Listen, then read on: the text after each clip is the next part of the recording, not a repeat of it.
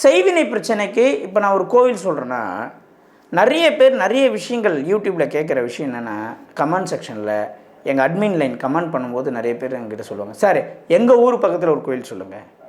நான் ஒரு விஷயம் சொல்கிறேன், வாழ்க்கையில் ஒருத்தவங்க ஜெயிக்கணும், அடுத்த கட்டத்துக்கு போனோன்னா முதல்ல ரீசன் சொல்லாதீங்க ப்ளீஸ்.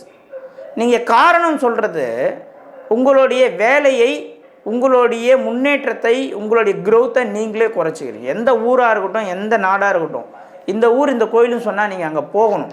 அதை விட்டுட்டு இதுக்கு ஆல்டர்னேட்டாக இப்போ நான் நாமக்கல் ஆஞ்சநேயர் சொன்னால், சார் எங்கள் வீட்டு பக்கத்தில் ஆஞ்சநேயர் கோயிலுக்கு பக்கத்துலேயே ஆஞ்சநேயர் இருக்கார் போகலாமான்னு கேட்காதீங்க. செய்வினை பிரச்சனைன்னு கேட்டிருக்கீங்க. இந்த உலகத்திலே தந்திர மந்திர யந்திரம் எல்லாத்துக்குமே அதிபதி யாருன்னா முருகன் தான். இந்த கலியுகத்திலே மாந்திரிகத்துக்கு முருகன் இல்லாமல் ஒரு இடத்தில் மாந்திரிகம் செய்ய முடியாது. எவ்வளோ இடத்துல மாந்திரிகம் பண்ணலாம், என்ன வேணாலும் பண்ணலாம், சரிங்களா?